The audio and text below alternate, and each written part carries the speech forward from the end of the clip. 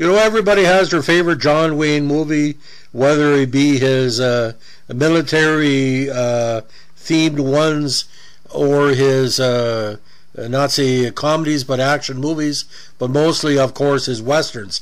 Now, the last film of his career was probably one of the better westerns of the modern era, and I think it was shafted at the Oscar nominations for 1976, because I consider this a top 5 movie of that very important year in movie history. So today we're going to be talking about, again, John Wayne's last movie, and almost predicted his death in advance, something called The Shootist. Now, The Shootist is a 1976 American Western directed by Don Siegel and based on Glendon Swarthout's 75 novel of the same name. It was John Wayne's final film role before his passing in 1979. The screenplay was written by Miles Hood Swarthout, the son of the author, and Scott Hale. The supporting cast was a who's who of Hollywood and character actors, including Lauren Bacall, Ron Howard, Jimmy Stewart, Richard Boone, Hugh O'Brien, Harry Morgan, John Carradine, Sherry North, Scatman Crothers, and Rick Lenz. Mel D. Thomas Scott was also in the movie as well, our great soap opera star. In 1977, The Shootist received an Oscar nomination for Best Art Direction, a BAFTA Film Award nomination for Best Actress for Lauren Bacall, and a Golden Globe Award nomination for Best Supporting Actor for Ron Howard. It also received a Top 10 film recognition by the National Board of Review. The film received widespread critical acclaim, gaining a 83 positive rating on Rotten Tomatoes. Now, cinematography was by Bruce Surtees, edited by Douglas Stewart, with music by the great Elmer Bernstein. Now distributed by Paramount, and as well Dino De Laurentiis International Distribution Company put it together. A very quick 100 minutes. I think it would be much better off it was a longer movie, but for what it is, it tells a great story. The opening scenes are a narrated flashback of the 30-plus killings by sheriff-turned-gunfighter John Bernard J.B. Brooks, using actual scenes from John Wayne's past films. Now an older man, Brooks arrives in Carson City, Nevada in late January 1901. Almost immediately, just outside town, he gets into a dangerous confrontation with an armed robber. Brooks disarms the robber quickly by wounding him. Then, in Carson City, he has another confrontation with dairyman Jay Cobb, but Cobb's assistant, Gilliam Rogers, verbally diffuses the situation. Brooks then goes to Dr. E.W. Doc Hostetler, a Carson City physician who already knows Brooks from treating his gunshot wounds 15 years before. Brooks came to seek out Doc Hostetler for a second opinion concerning his failing health. Hostetler confirms that Brooks has terminal cancer and has only a few months to live. Brooks is prescribed laudanum to ease his pain, but learns that his condition will eventually become painful and unbearable. Hostetler remarks that if he had Brooks's courage, the death he has just described from cancer is not the one he would choose. Now, needing a place to live, he finds lodging at a quiet Carson City boarding house owned by Bond Rogers, Gilliam's widowed mother. Wanting to be left alone, Brooks gives her a fake name. However, Gilliam, Rogers' son, finds Brooks' name at the local stable with stable owner Moses. Brooks' name is on Brooks' horse saddle, and he quickly deduces Brooks' true identity. Gilliam soon runs home and tells his mom, Bond, that Brooks is actually a renowned and famous gunfighter known as Shootist. Bond is very upset that Brooks has lied to her about who he is and summons Marshal Walter Thibodeau. Brooks gets rid of Thibodeau by explaining his circumstances and assuring the marshal that he'll likely be dead soon. Now more sympathetic to his plight, Bond asks Brooks to accompany her to church to obtain solace and comfort. However, Brooks maintains he has no need of repentance, stating he has never harmed or injured anyone who did not deserve it. Now word spreads quickly that Brooks is in town, causing him trouble from those seeking to profit of his name or to kill him. A local journalist, Dan Dobkins, gets chased off when he asks Brooks for an interview. Sarepta, an old flame of Brooks's, shows up, and she eventually leaves after admitting that Dobkins approached her about writing a biography of Brooks's life, filled with exaggerated stories of his gunfights. Brooks orders a headstone, but rejects the Undertaker's offer of a free funeral, played by Carradine, of course, the Undertaker, suspecting he would charge the public admission to view his remains. Two criminals seeking notoriety try to ambush Brooks as he sleeps, but he kills them. Gilliam is impressed, but his mother is both angry and frightened by Brooks. 4 books, though she will not admit it. She also grows concerned that the fatherless Gillum will try to follow in his footsteps as the two grow closer, with books teaching Gillum how to shoot properly. Now, all this goes, the interesting connection between the Ron Howard character. Ron Howard at the time was big on Happy Days, and John Wayne, there's almost like, don't do as I do, but do as I say type of thing. Yes, don't become a shootist, but have pride in who you are. But there's a whole bunch of lines, and it almost serves almost like a stage play in a different way. And the changing of the guard from the 19th century to the early 20th century is well put together. Now, in this one, Books ask Gillum to visit 3 men with violent reputations. Mike Sweeney, an aging outlaw, and the brother of a man Books once killed in self-defense.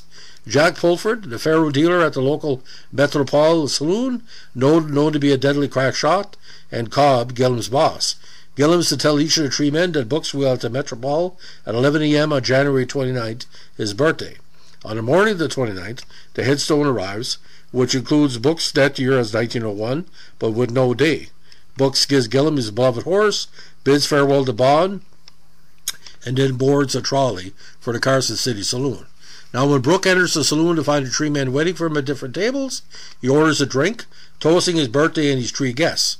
Cobb, Sweeney, and Pulford then each try to kill Books, but despite getting wounded in the arm, he manages to kill them.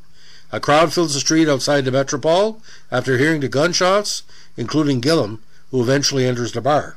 His shot of warning is too late, and the Metropole's bartender fires his shotgun into Books' back, mortally wounding him. Gillum rushes over, takes up Books' gun, and kills the bartender. When Gillum realizes what he has done and throws the gun away, Books smiles in approval before dying. Gillum covers the body with his coat and walks outside to his waiting mother. He walks past her, and she turns and follows him.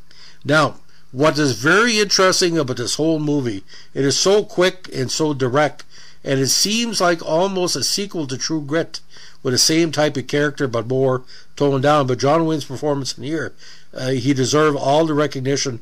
But he did more than play himself. He played it as a tribute to the old Western gunfighters who were about to meet their end.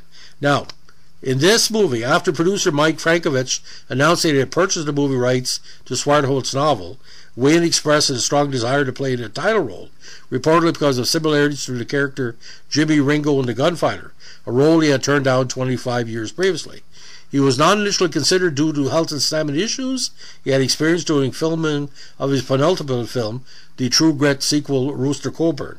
Paul Newman passed on the role, as did George C. Scott, Charles Bronson, Gene Hackman, and get this, Clint Eastwood, before it was finally offered to Wayne.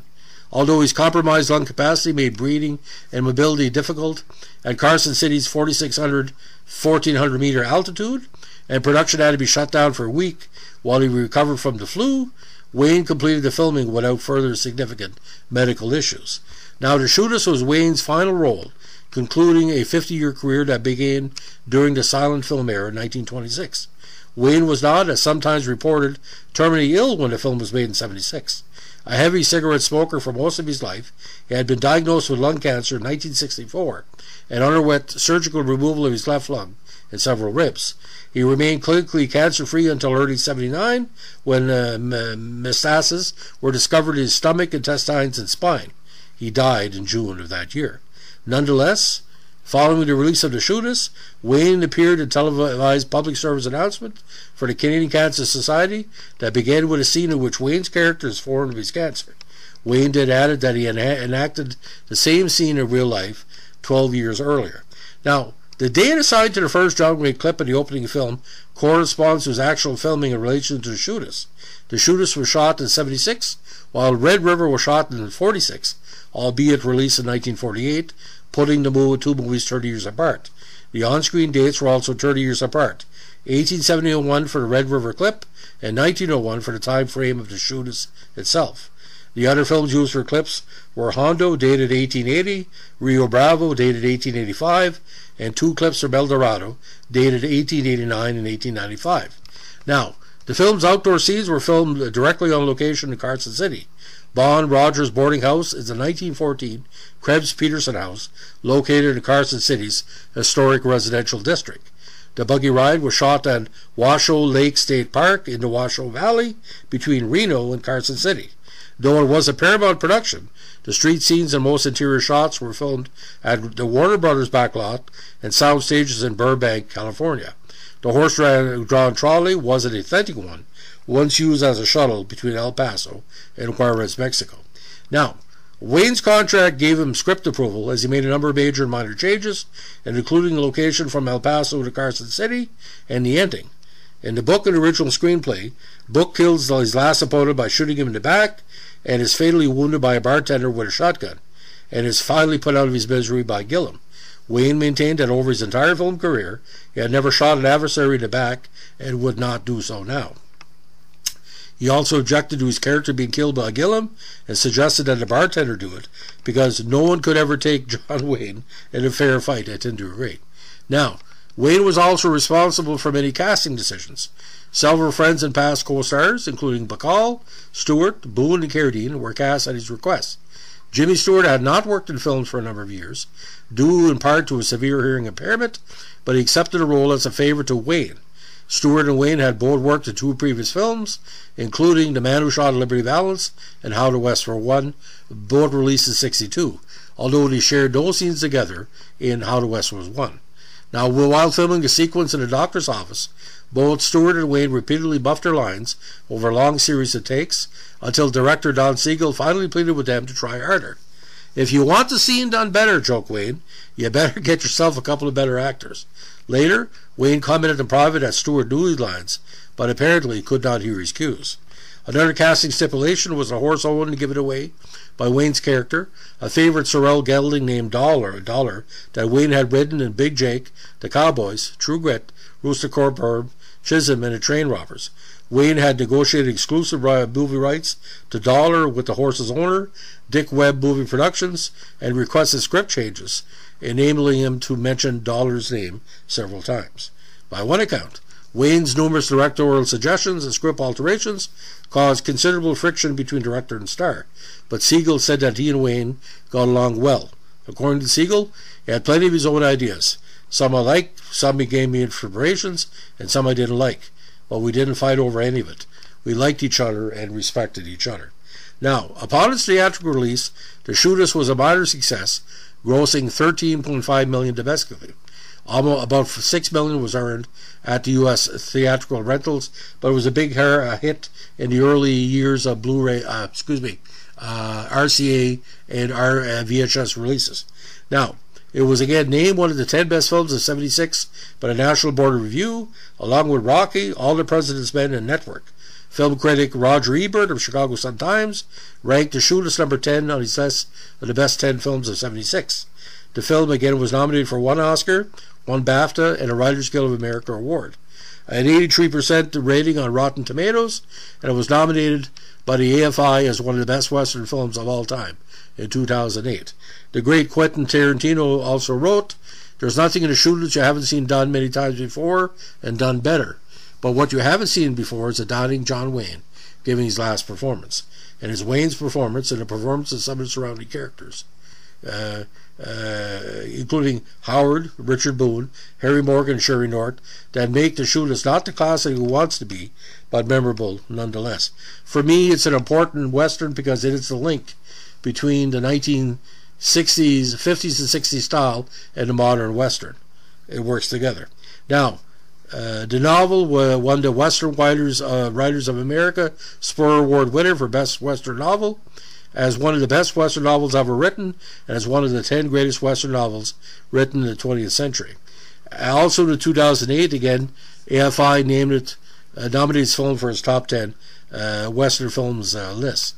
Now, if you want to learn more about The Shootist, check out the John Wayne filmography on IMDb and different articles and production notes on the movie, including a story by Glenda Swartout on Doubleday in 1975.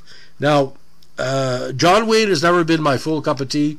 I'm more of a Clint Eastwood fan myself, because Clint Eastwood does many, many movies that no other people can do. But John Wayne in this movie is just tremendous. And it's if you're a big John Wayne movie, you got to bring a couple of boxes of Kleenex for this one, because, you know, to see such a great man, and he had these issues. He was a little bit racist and a little bit one-sided when it came to certain ideas about certain things. He's still John Wayne, and John Wayne the Shootist is John Wayne playing John Wayne, playing John Wayne, playing John Wayne. Alternate universe, as we say. And if John Wayne would have lived a few more years, he would probably helped out with maybe a prequel to The Shootist, if that's even the thing about. We've never seen a movie like The Shootist since, and I don't think we'll ever see it again. It's a perfect movie because nobody can ever duplicate it. So if you like what we're doing here with our look at the vintage westerns from the 1940s and the 1970s, let us know with a like, comment, subscribe, or share. We do screenshots as a pleasure for our many listeners here, because as the first full-time sports editor to be a movie and TV columnist in New Brunswick history, all I can say is that there's a little bit of John Wayne in every person that loves a western, because without John Wayne we would not love the westerns as much as we do. He was the originator, he was the creator of the western motif, of the modern motif, and we thank him, because every western that's successful, even leading up to the modern era, we owe everything to John Wayne. Thanks for listening. Bye.